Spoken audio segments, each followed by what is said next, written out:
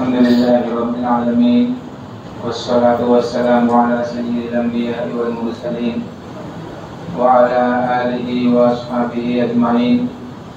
أما بعد، فقد قال الله تبارك وتعالى في القرآن المجيد والفرقان الحميد: أعوذ بالله من الشيطان الرجيم، بسم الله الرحمن الرحيم. قل إن كنتم تحبون الله فاتبعوني يحببكم الله ويغفر لكم ذنوبكم والله غفور رحيم. صدق اللہ العظیم. میرے محترم دوستوں اور عزیز ساتھیوں، اللہ تبارک و تعالی نے حضور صلی اللہ علیہ وسلم کے اوپر 23 سال کی مدت کے اندر جو قرآن پاک نازل فرمایا،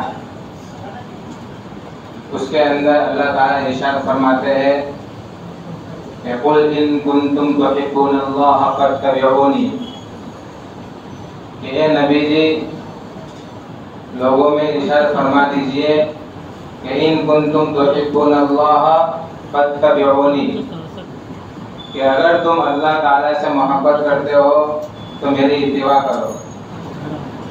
پھر کیا ہوگا کہ یحببکم اللہ ویغفر لکم ذنوبکم. اگر تم اللہ سے محبت کرتے ہو تو میری اتباع کرو گے تو اللہ تعالیٰ بھی تم سے محبت کرے گا اور تمہارے گناہوں کو معاف فرمائے گا. واللہ غفور الرحیم، اللہ تعالیٰ غفور الرحیم، بہت معاف کرنے والے. تو اللہ تعالیٰ نے محبت کی نشانی کیا بتائی کہ فاتبعونی، کہ میرا اتباع کرو، میرے نبی جی کا اتباع کرو. ہم دنیا کے ماحول میں بھی دیکھتے ہیں کہ جس سے ہمیں محبت ہوتی ہے ہم اس کے طور طریقے کے اوپر چلتے ہیں.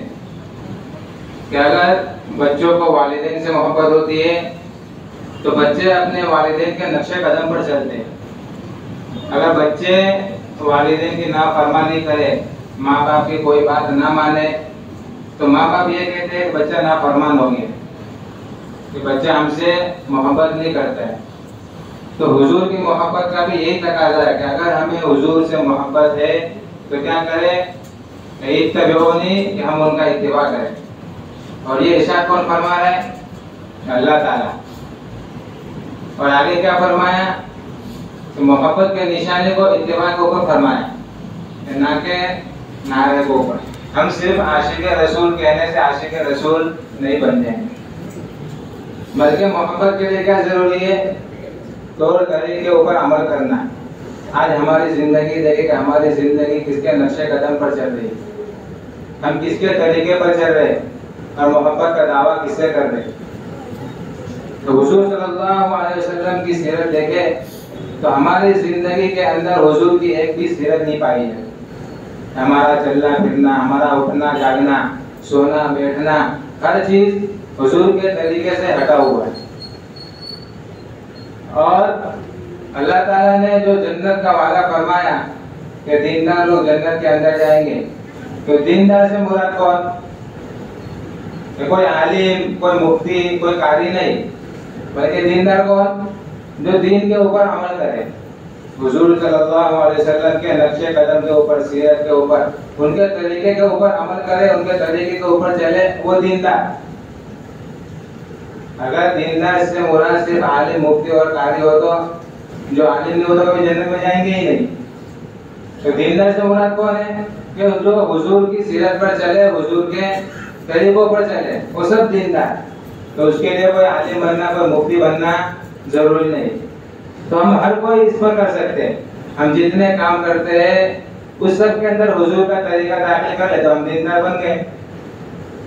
اتبعونی کے اندر آ گیا کہ میرا اتباع کرو. ہم صبح اٹھنے سے لے کر رات کے سونے تک جتنے بھی کام کرتے ہیں سب جائز کام کرتے ہیں. کمانے جاتے ہیں، فیکٹری کے اندر جاتے ہیں، حلال روزی کماتے ہیں، جائز ہے. تو اس کے اندر حضور کا طریقہ داخل کر لے، ایمانداری داخل کر لے تو کیا بن گیا؟ یہ دین بن گیا. تو حضور کی محبت کو اللہ تعالیٰ نے ان کے اتباع کے اوپر ارشاد فرمایا کہ اگر محبت ہے تو کہہ کے نہیں کر کے دکھاؤ.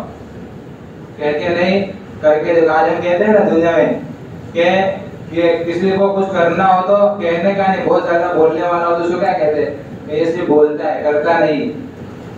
تو اسی طرح ہم آج صرف بولنے والے رہ گئے.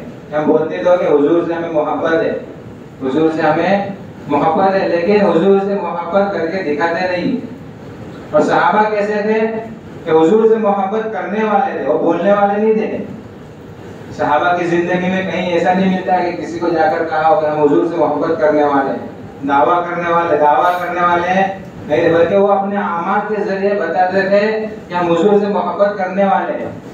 ان کی زندگی دیکھے صحابہ کی زندگی کیسی کہ جب حضور صلی اللہ علیہ وسلم نے صحابہ کی زندگی کو دیکھا تو حضور صلی اللہ علیہ وسلم نے فرمایا کہ میرے صحابہ ستاروں کا مانند ہیں، میرے صحابہ ستاروں کا مانند ہیں. کسی ایک کی بھی اقتدا کر لو، کسی ایک کے بھی طریقے پر چل لو گے تو کامیاب ہو جاؤ گے. صحابہ نے کبھی دعویٰ نہیں کیا، بلکہ صحابہ نے ہر کام کو اور ہر بات کے اوپر عمل کر کے بتایا کہ ہم حضور سے محبت کرنے والے ہیں.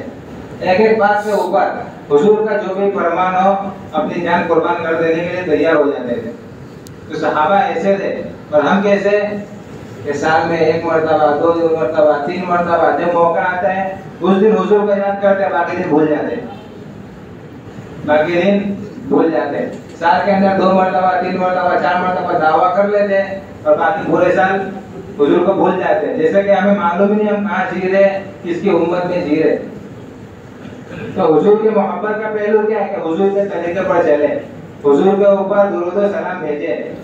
اکابرین فرماتے ہیں کہ جمعہ کے دن کم سے کم 300 مرتبہ درود شریف پڑھنا چاہیے. یہ حضور کی محبت کی نشانی. ہم میں سے دیکھیں کہ ہماری اتنی زندگی بیت گئی، ہم نے کتنے جمعہ ایسے گزارے کہ جس کے اندر 300 مرتبہ درود شریف حضور صلی اللہ علیہ وسلم کو پڑھی ہو. دیکھیں ہم عاشق رسول ہوئے یا نہیں ہوئے، ہم اپنے دل پر ہاتھ رکھ کے سوچے اور خود سے پوچھے کہ صرف دعویٰ کرنے کا نام محبت نہیں بلکہ دکھانے کا نام محبت ہے. جلوس نکالنے سے جلسے کرنے سے محبت ظاہر نہیں ہوتی، بلکہ میں نے اس سے پہلے بھی کہا تھا کہ اللہ تعالیٰ نے جتنے بھی عید دیے، جسے ہم عید میلاد النبی مناتے، تو اللہ تعالیٰ نے ہم کو نہیں دیے. اللہ تعالیٰ نے جتنے بھی عید دیے، جتنے بھی خوشی کا موقع دیا، اللہ تعالیٰ نے ہر جگہ شکرانے کی نماز کا حکم فرمایا. جیسے عید اور بقرعید کا موقع، اللہ تعالیٰ نے کیا فرمایا؟ سب سے پہلے فجر کی نماز کے بعد کیا کرو؟ 2 رکعت نماز پڑھو، اس کے بعد کچھ کرو، اس کے بعد خوشی مناؤ. اگر 2 رکعت نماز نہیں پڑھے ہم عید کے دن اور بقرعید کے دن تو ہماری عید ہو ہی نہیں سکتی. نئے کپڑے پہننے کہیں گھومنے چلے جائے لیکن 2 رکعت نماز ہی نہیں پڑھی عید کی تو بولو عید ہوگی ہماری؟ نہیں ہوگی. کیوں؟ اللہ تعالیٰ نے عید اسی لیے دی تاکہ ہم نماز پڑھیں. عید کے دن ہم عید سے پہلے کھا کر آتے اس لیے کہ روزہ نہیں رکھنا، اس دن روزہ رکھنا حرام کر دیا. عید کے دن اللہ تعالیٰ نے روزہ رکھنا حرام کر دیا، اس لیے کہ میں دیکھتا ہوں کہ میرا بندہ میرے احکام کو، میرے فرمان کو مانتا ہے کہ نہیں مانتا ہے. تو اللہ تعالیٰ ہم کو آزمانا چاہتا ہے. اور اللہ تعالیٰ نے 30 روزے اس کے لیے دیے کہ میرا جو بندہ نافرمان ہے اور میرے فرمان کے اوپر، میرے حضور کے طریقے اوپر نہ چلنے والا ہے، تو وہی 30 روزے کے اندر میرے فرمان بردار بن کر اس کی عادت ہو جائے کہ میرے احکام کے اوپر چلنے والا بن جائے. ہم دیکھیں کہ ہمارے حالات یہی ہے کہ 30 روزوں کے اندر ہم نماز کی پابندی کرتے ہیں، ہر چیز کی پابندی کرتی ہے. جیسے ہی 30 روزہ ختم ہوتا ہے تو 31ویں دن کچھ نمازی کمتے ہیں، پھر 32ویں دن کچھ نمازی کمتے ہیں، پھر دھیرے دھیرے وہی حالت ہو جاتے ہیں. پھر اگلے سال کے روزے آئے تو واپس مسجدیں بھر جاتی ہیں. تو یہ ہمارے خالی رمضان کے لیے، عید کے لیے، بقرعید کے لیے، 12 ربیع الاول کے لیے، 10 محرم کے لیے نہیں، بلکہ ہمارا مذہب تو پوری زندگی کے لیے، ہماری شریعت، ہمارا اسلام انسان کی پوری زندگی کے لیے. اس کے لیے کوئی 1 دن یا کوئی 2 دن یا کوئی 3 دن فکس نہیں ہے. اللہ تعالیٰ جو ہمارا سوال کریں گے تو وہ 12 ربیع الاول کا یا 10 محرم کا، رمضان کا 30 دن کا سوال نہیں کریں گے. بقرعید کے دن تم نے کتنی نمازیں پڑھی یہ سوال نہیں کریں گے، بلکہ تم نے زندگی میں کیا کیا یہ سوال کریں گے کہ تم نے زندگی کیسے گزاری یہ سوال کریں گے. ہم دنیا کے اندر کسی سے لین دین کرتے تو ہم 1 دن یا 2 دن اس کی زندگی کے نہیں دیکھتے، بلکہ کیا دیکھتے کہ اس کی زندگی کیسی ہے، یہ انسان جھوٹ بولتا ہے یا سچ بولتا ہے، اس کا ویوہار لوگوں کے ساتھ کیسا ہے، ایماندار ہے یا نہیں. اس کی پوری زندگی اس کا پورا بیک گراؤنڈ نکالتے ہیں کہ اس نے پچھلی زندگی کے اندر کیا کیا ہے، اس کے بعد ہم بھروسہ کرتے ہیں، اس کے بعد اس سے لین دین کرتے ہیں. تو اللہ تعالیٰ کیسے ہمارے ایک دو دن دیکھ کر ہمیں جنت دے دے گا؟ تو اللہ تعالیٰ بھی ہمارا حشر کیا کرے گا؟ پوری زندگی دیکھیں گے کہ پوری زندگی اس نے کس طرح گزاری ہے، اس کے بعد ہمارا حساب کتاب ہوگا.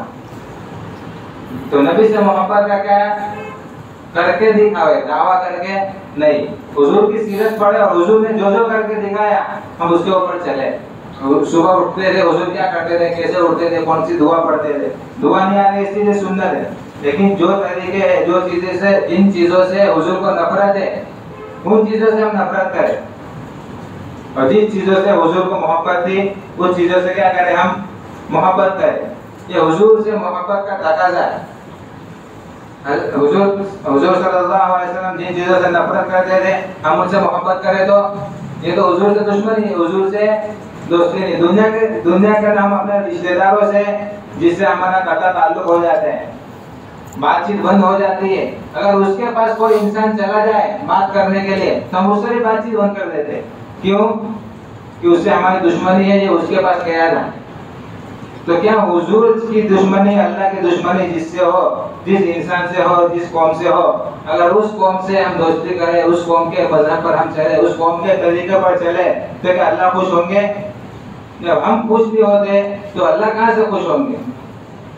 اللہ تعالیٰ نے کیا فرمایا قرآن کے اندر؟ فرمایا کہ ایمان والو کہ محبت سب سے کرنی ہے، نفرت ہمیں کسی سے نہیں کرنی، لیکن کسی کے طریقے کو اچھا جان کر اس کے اندر ہمیں شریک نہیں ہونا ہے. جیسے ابھی تہوار چل رہے، گیروں کے تہوار چل رہے گنپتی کا، تو ہمارے بچے اور ہم خود بھی جو ہمارے دوست احباب ہوتے ہیں گیر لوگ، تو ان کے اس میں شریک ہوتے ہیں تہوار کے اندر، لیکن ان کے کام کے اندر، ان کے تہوار کے اندر شریک نہ ہو. یہ ہماری شریعت ہے. نفرت کرنے کا نام شریعت نہیں. شریعت تو ہر چیز کو، ہر انسان سے اور ہر مذہب محبت کا حکم دیتی ہے، اپنے وطن سے بھی محبت کا حکم دیتی ہے. تو ہمیں زندگی کہاں گزارنی ہے؟ حضور کے طریقے پر. کہ حضور صلی اللہ علیہ وسلم کس طرح اٹھتے تھے تو اپنے گھر والوں کے ساتھ حضور کا کیا ویوہار تھا، کس طرح تعلق، اپنی بیوی سے کس طرح بات کرتے تھے، اپنی بیوی کے ساتھ کس طرح ویوہار کرتے تھے، ان کے ساتھ بات کرنے کا، ان کے ساتھ رہنے کا، زندگی بتانے کا طریقہ کیا تھا، اپنے والدین کے ساتھ، اپنے دوستوں کے ساتھ، اپنے ساتھیوں کے ساتھ کس طرح رہتے تھے. آج تو آپ اپنے ساتھیوں کو بھی ایسی باتیں کہہ دیتے ہیں جس سے اس کا دل دکھ جاتا ہے. حالانکہ یہ چیز حرام ہے. یہ چیز کتابوں کے اندر لکھا ہے کہ اللہ تعالیٰ اپنا حق تو معاف کر سکتے، حقوق اللہ معاف کر سکتے، لیکن حقوق العباد کے تعلق سے جو بھی ہے یہ توبہ سے بھی معاف نہیں ہوتے. یہ چیزیں جو حقوق العباد کے تعلق سے ہے کہ کسی کا ہم نے دل دکھا دیا، کسی کو دھوکہ دے دیا، کسی کو جھوٹ بول دیا، تو یہ چیزیں ہم کتنی بھی توبہ کر لیں، کتنے بھی آنسو بہا لیں، کہ جب تک وہ انسان معاف نہیں کرے گا تب تک اللہ بھی معاف نہیں کرے گا. کہ ہمارے استاد تو بتاتے تھے کہ جس انسان کا دل دکھایا ہے اور جس انسان کو تکلیف دی ہے اور کسی انسان کے پیٹھ پیچھے اس کی چغلی کی ہے تو اس کے بعد جا کر اس طرح معافی مانگنا کہ میں نے تیری یہ بات کی ہے، تیری یہ برائی کی ہے تیری پیٹھ پیچھے، پھر وہ انسان معاف کرتا ہے تو جا کر معافی ہوگی. ہماری معافی کا طریقہ بھی کیسا ہوتا ہے؟ بھائی جو بھی غلطی ہوئی ہے معاف کرنا. تو یہ معافی کا طریقہ نہیں بتاتے. تو ان کو کیا معلوم کہ تم نے کیا تکلیف دی ہے ان کو، ان کے پیٹھ پیچھے تم نے کیا کیا باتیں کی، ان کو کس طرح معلوم؟ تو معافی مانگنے کا طریقہ بھی بتاتے ہیں. تو ہماری شریعت ایسی ہے کہ ہر انسان کو خوش رکھو، ہر انسان کو خوش رکھو. اور عید کے لحاظ سے جتنے بھی دن آتے ہیں، جیسے 12 ربیع الاول، تو ہم 12 ربیع الاول کو جشن عید میلاد النبی کا دن مناتے ہیں. حالانکہ کتابوں کے اندر لکھا ہے اور بڑے بڑے اکابرین نے اس تاریخ کو ہی انکار کیا ہے کہ 12 ربیع الاول کو ہمارے حضور کی پیدائش ہوئی نہیں ہے. ہمارے بہت سارے اکابرین نے اس چیز سے منع ہی کیا ہے، بلکہ ہم جو جس مذہب کے اوپر چلتے ہیں اور جس کے تعلق سے ہم مناتے ہیں کہ 12 ربیع الاول منانا چاہیے، کہ اعلیٰ حضرت امام احمد رضا انہوں نے بھی اپنی کتاب کے اندر لکھا ہے فتاوی رضویہ کے اندر کہ حضور کی ولادت 12 تاریخ کو نہیں بلکہ 9 تاریخ کو ہوئی ہے. 12 تاریخ کو نہیں بلکہ 9 ربیع الاول کو ہوئی ہے. تو ہم 12 ربیع الاول کس طریقے سے مناتے ہیں؟ اور یہ ہیپی برتھ ڈے، یہ 12 ربیع الاول کو جو ہم مناتے ہیں برتھ ڈے، حضور صلی اللہ علیہ وسلم کی برتھ ڈے مناتے ہیں، تو برتھ ڈے منانا تو ہمارے شریعت کے اندر ہی حرام ہے. یہ تو ہم ہر کسی کو معلوم ہے کہ انسان اپنا برتھ ڈے نہیں منا سکتا. تو ہم جب انسان اپنا برتھ ڈے نہیں منا سکتا تو اپنے نبی کے، اللہ کے رسول کے برتھ ڈے کس طرح منا سکتا ہے؟ تو ہم اپنے دل پر ہاتھ رکھ کے سوچے تو ہماری عقل بھی یہی کہے گی، ہماری عقل بھی یہی کہے گی کہ جب انسان کا خود کا برتھ ڈے منانا جائز نہیں ہے، حرام ہے، تو ایک نبی، اللہ کے پیارے محبوب جس کی بدولت پوری دنیا کو قائم کیا گیا، اگر ان کو بنانا مقصود نہ ہوتا تو پوری دنیا کا وجود ہی نہ ہوتا. تو ان کا برتھ ڈے کس طرح منا سکتے ہیں؟ ان کا برتھ ڈے منانا کس طرح جائز ہو سکتے ہیں؟ ہم اپنے دل پر ہاتھ رکھ کے سوچے تو ہماری عقل بھی یہی کہے گی کہ نہیں، یہ چیزیں غلط ہے. یہ سب ہمارے اوپر شیطان کا ایسا جال پڑا ہوا ہے کہ ہم اس چیز سے نکل نہیں پاتے.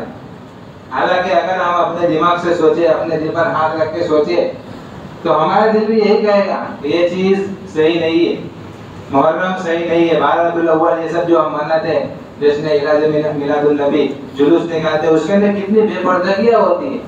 بے پردگی ہماری شریعت میں کب سے جائز ہو گئی؟ یہ چیزیں تو یہی نہیں، ہماری شریعت تو اس چیز کی تعلیم ہی نہیں دیتا ہے، بلکہ ہماری شریعت تو ہماری ماں بہنوں کو، عورتوں کو چھپانے کی تعلیم دیتا ہے، پردے کے اندر رکھنے کی تعلیم دیتا ہے. اور اس دن جو ہمارے تہوار ہوتے ہیں، اس دن تو ہماری ماں بہنیں میک اپ کر کے، برقع اتار کے پھر جل سے جلوس کرتی ہے. تو یہ تو ہماری شریعت کے اندر ہے ہی نہیں. تو اس کے اندر ہم اپنے دل پر ہاتھ رکھ کے سوچیں اور اس غلط فہمی سے نکلے کہ ہمارے ہر کسی کی زندگی ختم ہونے والی ہے. کب تک ہم دھوکے میں پڑے رہیں گے؟ کہ یہ دنیا کیسی ہے، ختم ہونے والی ہے.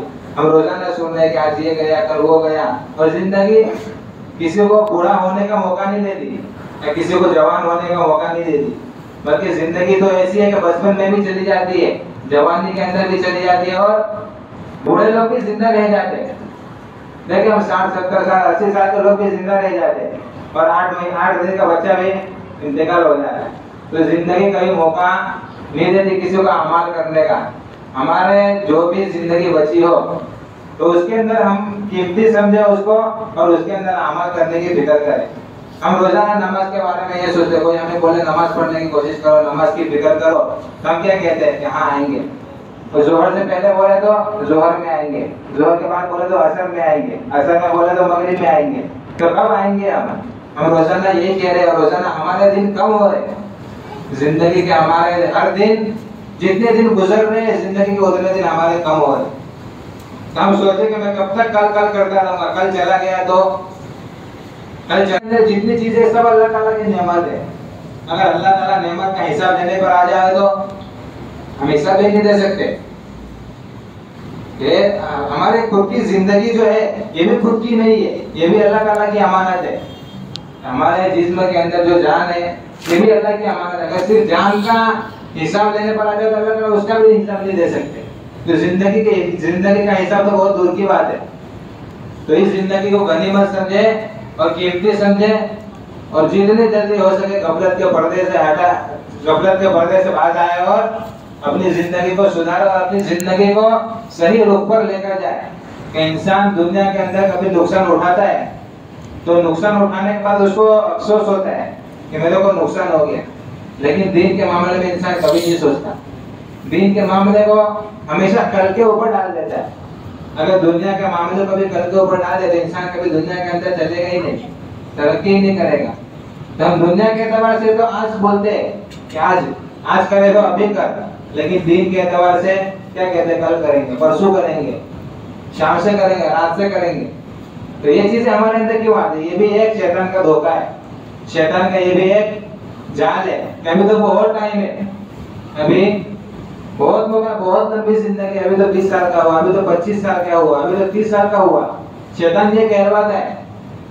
حالانکہ 30 سال کا ہو گیا، ابھی 1 سیکنڈ کا ٹھکانا نہیں ہمارا کہ کب چلے جائے.